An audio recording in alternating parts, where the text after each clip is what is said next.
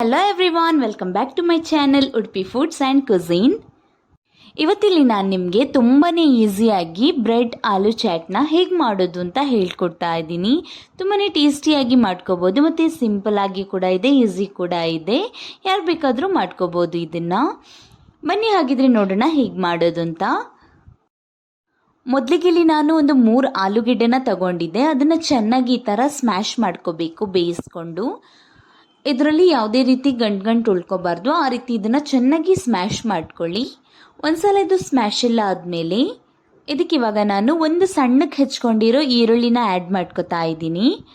ನಂತರ ಇದಕ್ಕೆ 1 tea spoon chaat masala powder, ಅರ್ಧ tea spoon mango powder, 1/2 tea spoon chilli powder ಮತ್ತು ಸ್ವಲ್ಪ ಉಪ್ಪು ರುಚಿಗೆ ತಕ್ಕಷ್ಟು, ಅರ್ಧ ಟೀ ಸ್ಪೂನ್ ಧನಿಯಾ ಪೌಡರ್ ಮತ್ತು 1/4 tea spoon garam masala powder, 1/4 tea spoon ಅರಿಶಿನ ಪೌಡರ್ನ ಆ್ಯಡ್ ಮಾಡ್ಕೋತಾ ಇದ್ದೀನಿ.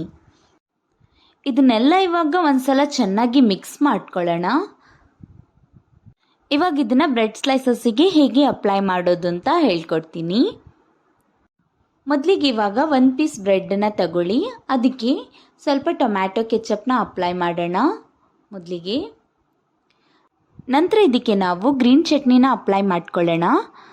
ಗ್ರೀನ್ ಚಟ್ನಿ ಮಾಡೋದಕ್ಕೆ ನಾನಿಲ್ಲಿ ಏನೆಲ್ಲ ಯೂಸ್ ಮಾಡ್ಕೊಂಡಿದ್ದೀನಿ ಅಂತಂದರೆ, ಒಂದು ಮಿಕ್ಸಿ ಜಾರಿಗೆ 2 ಹಸಿರು ಮೆಣಸಿನ್ಕಾಯಿ, ಒಂದು ಸ್ವಲ್ಪ ಪುದೀನ, ಸ್ವಲ್ಪ ಸಾಂಬಾರು ಸೊಪ್ಪು, ಆನಂತರ ಒಂದು ಸ್ವಲ್ಪ 1/4 ಟೀ ಸ್ಪೂನ್ ಜೀರಿಗೆನ ಆ್ಯಡ್ ಮಾಡ್ಕೊಳ್ಳಿ.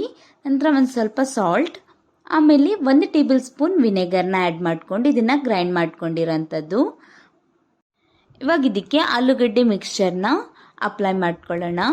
ನಿಮಗೆ ಸ್ಟಫಿಂಗ್ ಜಾಸ್ತಿ ಇಷ್ಟ ಅಂತಂದರೆ ಜಾಸ್ತಿನೇ ಹಾಕ್ಕೊಳ್ಳಿ, ನಿಮ್ಮ ಟೇಸ್ಟ್ ಅಕಾರ್ಡಿಂಗ್ ಇಲ್ಲಿ ನೀವು ಇದನ್ನು ಹಾಕ್ಕೊಳ್ಳಿ.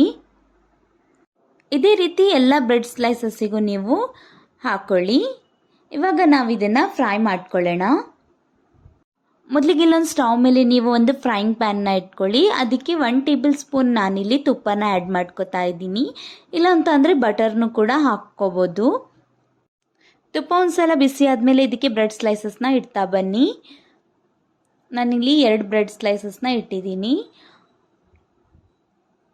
ಇದನ್ನು ಇವಾಗ ಚೆನ್ನಾಗಿ ಫ್ರೈ ಮಾಡ್ಕೊಳ್ಳೋಣ. ಇದು ಬೇಗನೆ ಫ್ರೈ ಆಗುತ್ತೆ. ಹೈ ಫ್ಲೇಮಲ್ಲಿ ಇಟ್ಟು ಫ್ರೈ ಮಾಡೋಕ್ಕೆ ಹೋಗಬೇಡಿ, ಸ್ವಲ್ಪ ಮೀಡಿಯಂ ಫ್ಲೇಮಲ್ಲೇ ಇದು ಫ್ರೈ ಆಗಲಿ. 2 ಸೈಡ್ ಕೂಡ ಇದನ್ನು ಇದೇ ರೀತಿ ಫ್ರೈ ಮಾಡ್ಕೋಬೇಕು.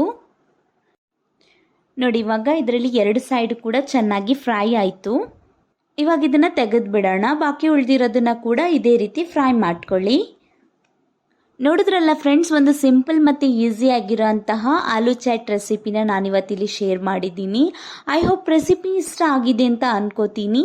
ನೀವು ಕೂಡ ಟ್ರೈ ಮಾಡಿ ಮತ್ತು ನನಗೆ ಕಮೆಂಟಲ್ಲಿ ತಿಳಿಸಿ ಹೇಗೆ ಬಂದಿದೆ ಅಂತ. ವಿಡಿಯೋ ಇಷ್ಟ ಆಯಿತು ಅಂತ ಅಂದರೆ ಒಂದು ಲೈಕ್ ಮಾಡಿ, ಮತ್ತು ಹೊಸ ವೀಡಿಯೋಸ್ಗೋಸ್ಕರ ನನ್ನ ಚಾನಲ್ನ ಮರೀದೆ ಸಬ್ಸ್ಕ್ರೈಬ್ ಮಾಡಿ ಮತ್ತು ನನಗೆ ಸಪೋರ್ಟ್ ಮಾಡಿ. Thank you for watching.